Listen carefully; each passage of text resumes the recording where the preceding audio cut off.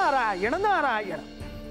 त्या दिव्य अशा अग्निस्तंभाचा आदी आणि अंत पाहण्यासाठी एकीकडे श्री विष्णू आणि एकीकडे श्री ब्रह्मदेव निघाले होते।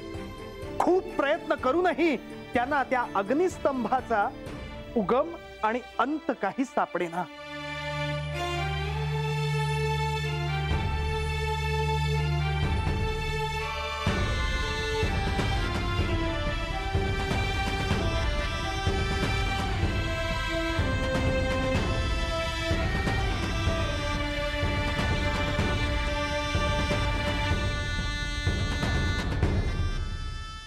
आता या प्रसंगात श्री महादेवांनीही उतरण्याची वेळ आली होती।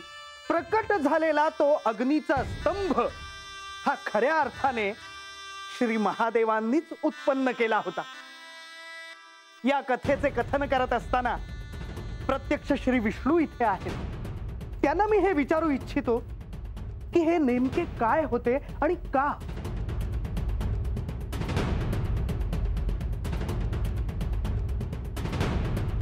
आज तो प्रसंग मला अगदी स्पष्ट दिसत आहे। मुळात श्रेष्ठ कोण कनिष्ठ कोण हा विषयच आमच्यात येऊ शकत नाही।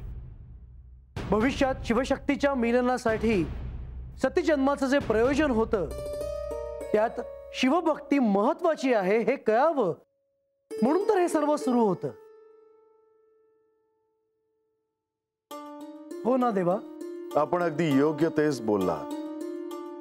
त्रिमूर्ती जे सर्वांच्याही परे असून त्यांना हे विकार कसे जडू शकतात, परंतु जर त्यांनी ह्या लीला दाखवल्या नाहीत तर मनुष्य आणि देवता ह्यांना आदर्श कसे मिळतील। आणि म्हणूनच ह्या साऱ्याचा हा प्रपंच। नारायण नारायण।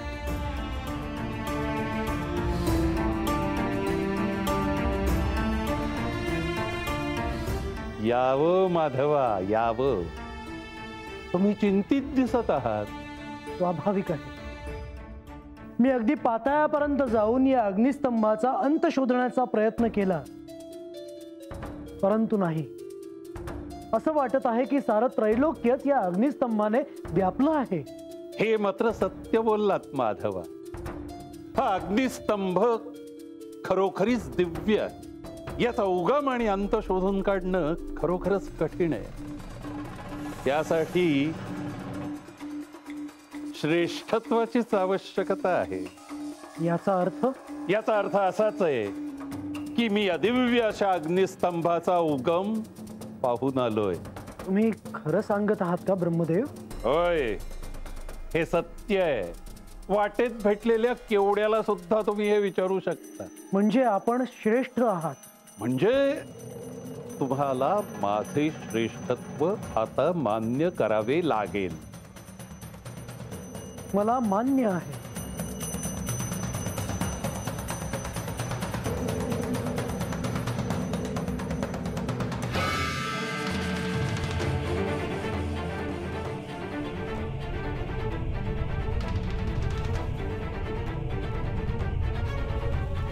हे काय झालं?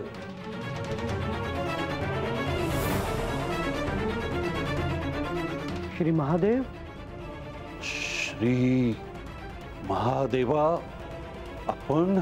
होय, मीच। तुम्हा दोघांमध्ये जो वाद झाला होता तो मला समजला आणि म्हणून या अग्निस्तंभाच्या रूपात मी प्रकट झालो होतो। मुळात जनक, पालक, संहारक अशी आपली भिन्न कार्य असली तरीही आपले तत्व हे एकच आहे आणि त्याचे विस्मरण होणे नाही। परंतु दुर्दैवाने तसे झाले। मी ब्रह्मदेवांना हेच सांगत होतो। श्री ब्रह्मदेव, हे काय केलं तुम्ही? हे श्री महादेवा, मला माझे श्रेष्ठत्व सिद्ध करायचे होते आणि म्हणून। श्री ब्रह्मदेव, तुम्हाला त्या अग्निस्तंभाचा उगम सापडला नसला तरीही तुम्ही श्री विष्णू यांना असत्य सांगितलेत। ब्रह्मदेव, आपण मला असत्य सांगितलेत. हे श्री महादेवा, माझ्या या कृत्याला क्षमा असावी. नाही ब्रह्मदेव, ह्या कृत्याला क्षमा नाही, हे अक्षम्य आहे. जरी तुम्ही या सृष्टीची निर्मिती केली असली तरी तुम्हाला त्याचा गर्व झाला, तुम्हाला अहंकाराने ग्रासले गेले आणि म्हणून या सृष्टीत तुमचे कोणीही पूजन करणार नाही. हे श्री महादेवा, मी पुन्हा एकदा क्षमा मागतो. आपण आपली शापवाणी मागे घ्यावी.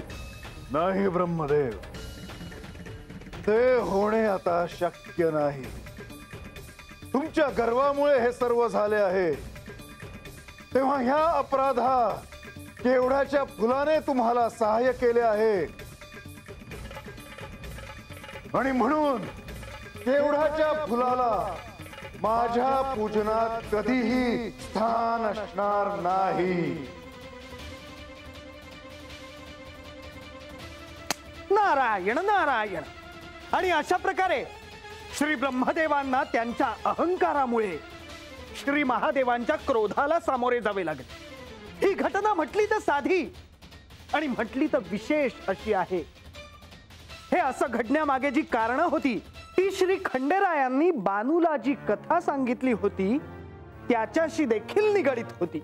म्हणजे महाराज, ते भगवती देवींच्या गोष्टीशी निगडीत आहे वय? होय बानू, आता तेच मी सांगेन. नारायण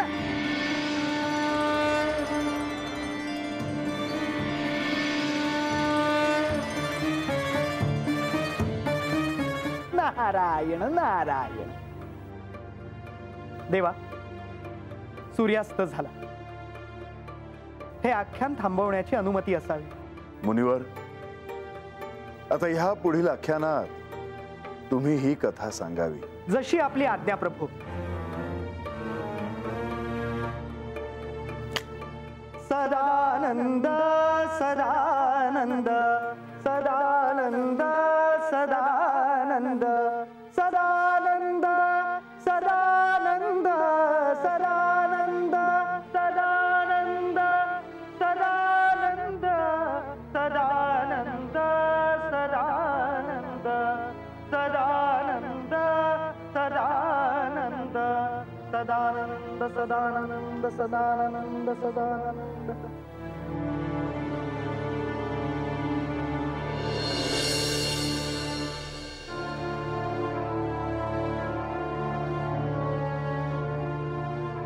आज बऱ्याच दिवसांनी गडावर आख्यान झाल्यामुळे सर्वच जण आनंदात होते.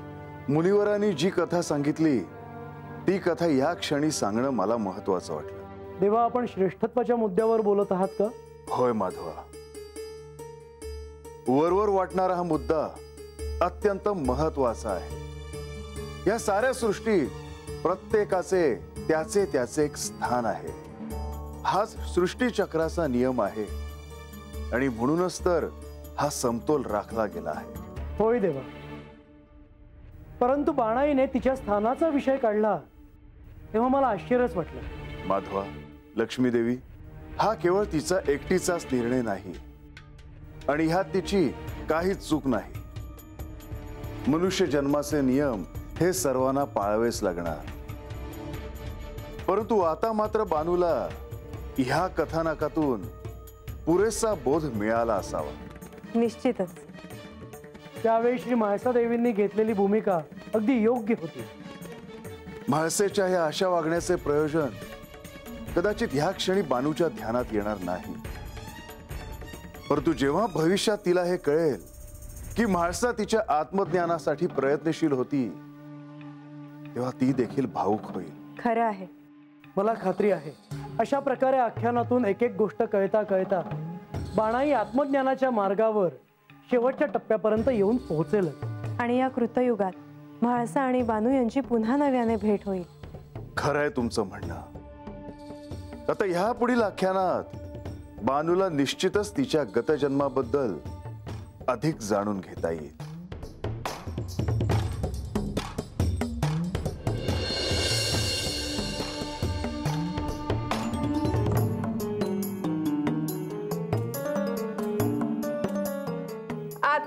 निदान चांगलं झालं बघा. पर बानू, देवीनी तुझं ऐकाय पाहिजे होतं. वय ग, मला तर पार राजसभेच्या बाहेरच उभं केलं त्यांनी. त्यांच्यामुळं कुठं बी बसायला दिलं असतं तरी चाललं असतं, पर नाही. नाही पर तू माघार घेऊ नकस, तुझं म्हणणं सोडू नकस. नाहीच सोडणार. बानुताई, तुमच्या म्हणण्याप्रमाणे आख्यान झालं नव्हं, ह्यांचं काय ऐकताय? तुम्ही आख्यानामध्ये जे सांगितलं आहे त्याचा विचार करा. उलट डोक्यामध्ये असा राग घालून घेऊ नका जी. गंगे, मी आधी त्याचाच विचार करत होते ग. पण हे बी खरं आहे का देवींनी माझं म्हणणं ऐकलं नाही? अक्षय बरोबर बोललीस बघ बानू. आपण रानावनात लहानाचं मोठं झालो म्हणून कुठेच नाही काय? यांनी आपल्या संग असंच वागायचं होईल. वैर आज पतुरलाही सहन केलं, पर आता नाही. मोरल्या वेळेला तर मी ऐकूनच घेणार नाही. काय व्हायचं ते होऊ दे. झालं दोघांचं समाधान. आख्यान ऐकून आलायसा आणि भांडण लावतायसा. देवासनी सांगते तुमचं नाव. ऐकलं का रंग्या? तुझी बायको आपल्याला शिक्षा करूनच गप बसणार आहे. ए गंगे, तुला काय वाटलं? देव तुझं ऐकत्याल वय? तुझ्या अदुगर मला ओळखत्या देव. मीच सांगतो देवासनी, हिचं काय ऐकू नका. खुडी हाय, डोसकं फिरलं हिचं. बघू की देव कुणाचं ऐकत्याल ते. आता तुम्ही दोघं बी भांडू नका. मी बघल माझं माझं काय करायचं ते. गंगे तू गप्प बसा. बरं झालं बानू तूच बोललीस ती. आख्यानातला आमासनी काही समजत नाही, पर आमासनी जे समजत आहे ते तुझ्या भल्यासाठी आहे. म्या तर म्हणते बानू, उद्या सकाळी देवासनी सांगावा धाड का तुला तुझं मानाचं स्थान हवं. ए अगं, तुला काय माझी दया माया आहे का नाही ग? हा अगं, आताच गड उतरून आलो ना. पुण्यांदा गड चढायचं, पुण्यांदा उतरायचं. काय काळजी बिळजी आहे का नाही माझी? देवांनी काय सांगितलं आहे? कष्ट करा, तेच ध्यानात ठेवा. रंग्या, उद्या मी सांगल तसा सांगावा घेऊन जा तू गडा.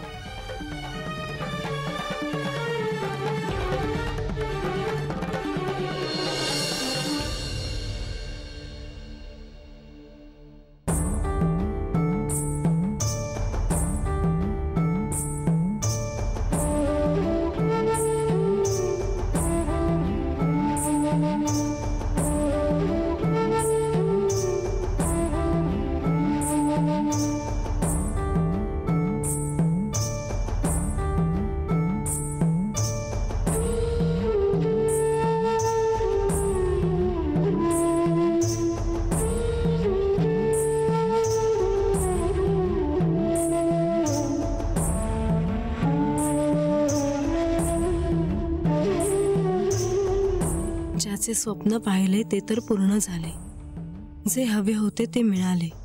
सगळं सुंदर आहे, तरीही ही हुरहुर का? मनाच्या खोल कोपऱ्यात कसले तरी भय का? माझे काही चुकते आहे की मला जे वाटतं ते अगदीच बरोबर आहे? यांनी सांगितल्याप्रमाणे भविष्यात काय घडणार आहे याचा खरंच विचार नको करायला. आत्ता इथे जे क्षण आहेत त्याचा आनंद घेऊयात. खरं तर आज इतकं रम्य आणि शांत वाटतं आहे की असे क्षण रोज यावेत.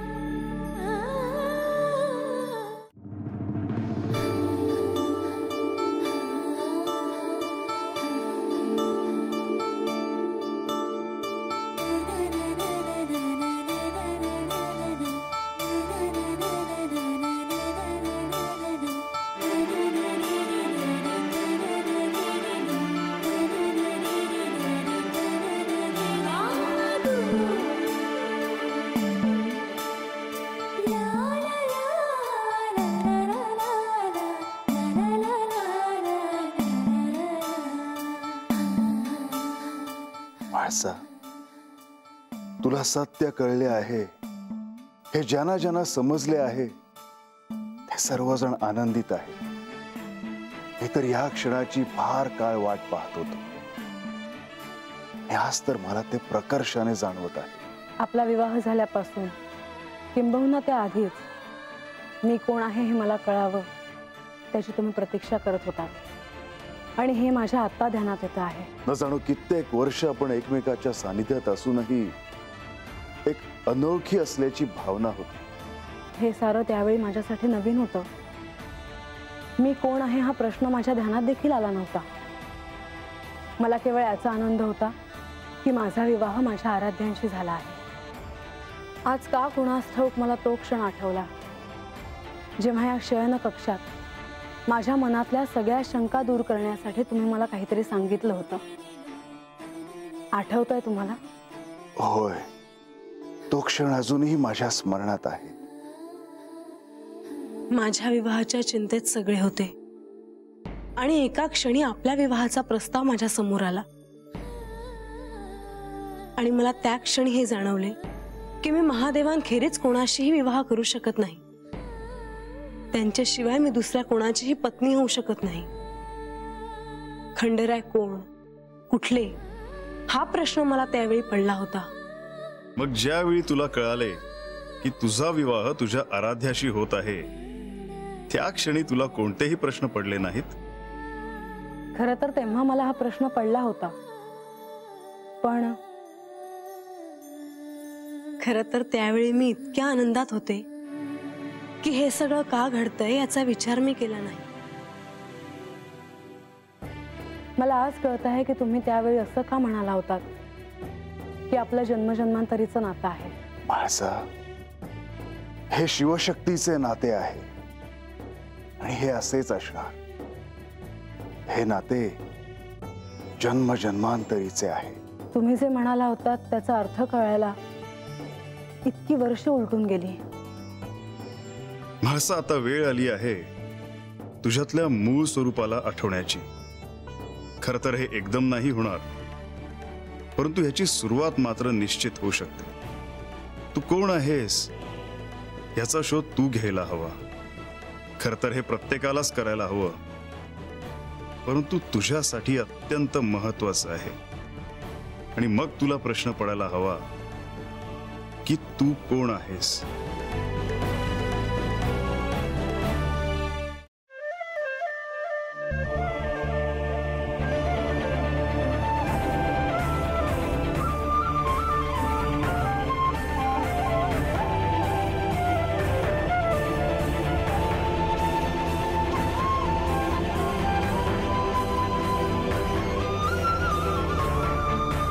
म्हाळसा, मी तुला याआधी सांगितले आहे की ही जेजुरी मला अत्यंत प्रिय आहे. कैलासात आपण असेच एकत्र होतो आणि आज जेजुरीत देखील आपण असेच एकत्र आहोत. ही जेजुरी जणू कैलासच आहे. हो, तुमच्या या रूपाने इथल्या भक्तांना आपल्या आराध्याचे दर्शन होते. तुमचा कृपा आशीर्वाद त्यांच्यावर आहे.